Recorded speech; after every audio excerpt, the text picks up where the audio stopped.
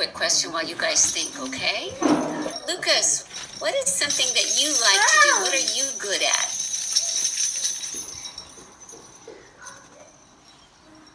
Okay, this is Auntie Jiyoung. I'll answer for Lucas. Okay. Lucas, he loves to eat. He likes to eat. He eats very well. And he's very loving with his little brother. Oh. Yeah, Liam. They play well together. And when Liam is around, sometimes when they're sitting in the car together, he likes to hold Liam's hand. That's so nice. Yeah, so that's something he likes to do. That's special. He has compassion toward his brother. Yes. He's being kind. Mm-hmm. Not everybody can do that, Auntie G. Yes. So we feel very fortunate. Yeah. Yes. Mm-hmm. And Lucas likes to just kind of hang out. He loves his toys, especially his teddy bear called Scout. And he can't talk. He's nonverbal. So some of these kids with autism, they're unable to talk. But he shows us he loves us in different ways. So he gives us hugs and kisses. He knows how to give high fives. And he loves to laugh sometimes too. Yeah, so that makes us happy. Does he use any type of system to communicate, or signs or pictures? We tried using pictures, but we were not successful. He can't really communicate using any devices. But we use like yes, no icons. Sometimes he's okay with that. Okay. Yeah. So boys and girls, if we do see Lucas at church, we can ask him some yes, no questions, okay? Like, do you like apple juice or something like that? So that would be help Lucas to be able to practice his communication skills and feel part of our group. Does that make sense? Yeah. Isaac, did you want to ask a question, or you were going to share?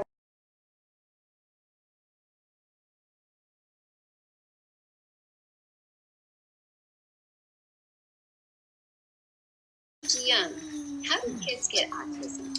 So there are many different reasons, and nobody really knows for sure why certain people have autism. But for Lucas, he has a genetic condition, so it's in his what they call genes. So he has it in his DNA, just like you get like genes from your mommy and daddy. Something happened to Lucas's genes, and it caused his autism. Yeah. That's a good question, Isaac. Yeah. So so since it's in your genes, then people are born with it. Then. Mm-hmm. Yes, people are born with it. Like Lucas is born with it. Danielle, did you have a question? I don't really understand autism. Is there another way of explaining it? Auntie Jiyoung, maybe well, you can. You know, God made all different kinds of people, and some people, there's different races of people. There's black people, Asians, there's white people, and then there are different people who have different abilities. So we don't really know why certain people are born differently, like Lucas, who can't do a lot of things, but God made Lucas for a special purpose. So even though he can't do a lot of things like you and I, like he can't eat on his own, he can't brush his teeth on his own or take a bath or get dressed, so you would say that he has a disability. meaning, he is disabled. He can't do a lot of things that able people can do.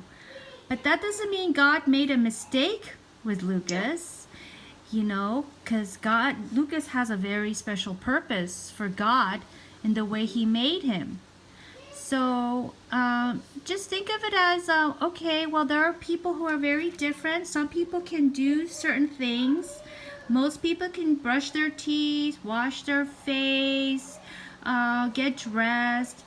And other people, like Lucas, they can't do it, but that doesn't make them less. It just makes them different. They need extra help, but they're here because God made him to be special, and they're here to teach everybody about the word for today, compassion, right?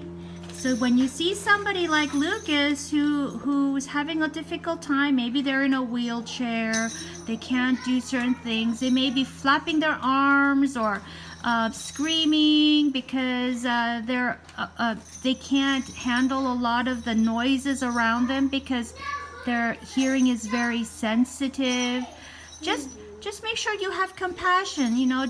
Don't make fun of them. Don't stare. Just understand that they're different, and if you can, just go say hi. Say hi. Are you okay? And that makes a big difference. And one thing that a lot of children with autism have is they have a hard time with eye contact, looking at people. But I just want you to know that even though they might not look at you, that doesn't mean that they don't want to be a part of the group or to have a friend, okay? So like Auntie Ji Young said, so if Lucas joins our class, we certainly need to make sure he feels a part of our group, even though sometimes if some things get too overwhelming and he wants to be away for just a minute or two, that's okay. And then just make him feel when he's ready to come back to the group, we can make him feel a part of it. They just need a little bit of extra special attention and care, meaning to the puzzle pieces for autism. Well, I think it's like they're a puzzle. Nobody can really understand them, right? Because they don't really communicate. They don't make eye contact. Sometimes they get overloaded. Maybe they'll scream. They keep to themselves. So it's like a puzzle. Who are these people? Why are they like that? That might be one of the reasons why it's a puzzle. But just remember, guys, they have feelings. They feel happy. They feel sad. Just like you and me. So just remember that even though they don't show it, they do have feelings. Okay? That's why we have to show compassion and be nice to them and not make fun of them or just say, oh wow, that guy's really weird, what's wrong with him?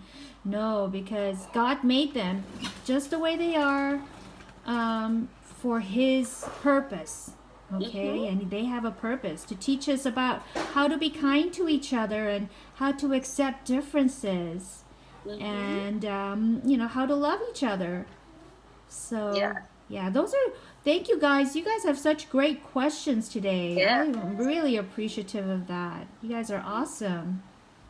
They are. They're a great group. Danielle, did you want to say one more thing while we have Auntie Ji Young and Lucas here and Uncle Gabriel? Sorry, I forgot what I was going to say. Or ask. Okay. Well, Auntie Ji Young, we usually end with prayer, but can I ask, are there any prayer needs for Lucas? And Danielle, then I'll call back on you. Okay.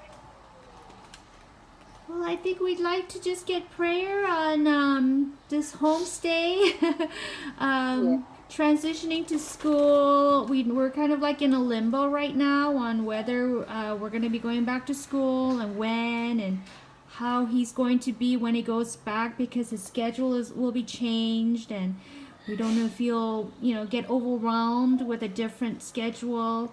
So we just ask prayer that he will make a smooth transition back to school.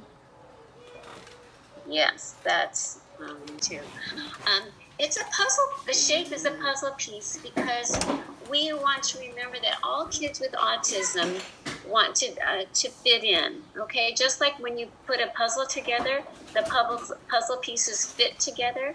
All children, even those with autism, want to fit in, and so God calls us because we're all His children to do our best to try to make them feel like they're fitting in. Okay. And the second thing is it does squish, right? Does it squish pretty easily, Danielle? Yeah? And Isaac? And this is a squishy that when you get stressed out, you can use this to squish. Yeah, exactly. Squish it. When you get frustrated or angry, you can squish it and hopefully it'll help calm you down. A lot of the kids with autism use something like a squishy, maybe not the same squishy, but a squishy to help them relax and calm down when they get overwhelmed with loud noises or changes. Sometimes kids with autism don't like changes in their schedule or changes in their foods, things like that. Bella? Is it kind of like a stress ball? Yes, exactly. So, you might not have autism, but you probably go through some stress. So, this is something for you to... Okay, Danielle can keep going. Okay. But does that being compassionate, does that also mean, like, leaving them alone, like, not doing anything? Because if you're not leaving them alone and not doing anything, you're not bullying them. Would you, if you were by yourself on recess and nobody was bullying you, would you be okay with it, or would you like it if somebody came up to you and asked you to? I'm okay if no one's bullying me. Say that again, Danielle. I'm okay if no one's bullying me. Okay, but would you like to be part of a group? Yeah. And kids with autism are no different. They would like to be part of a group. Maybe they might. Sometimes kids with autism don't like to be really close, but they still like to be a part of a group. So Close. Like distance close, or like relationship.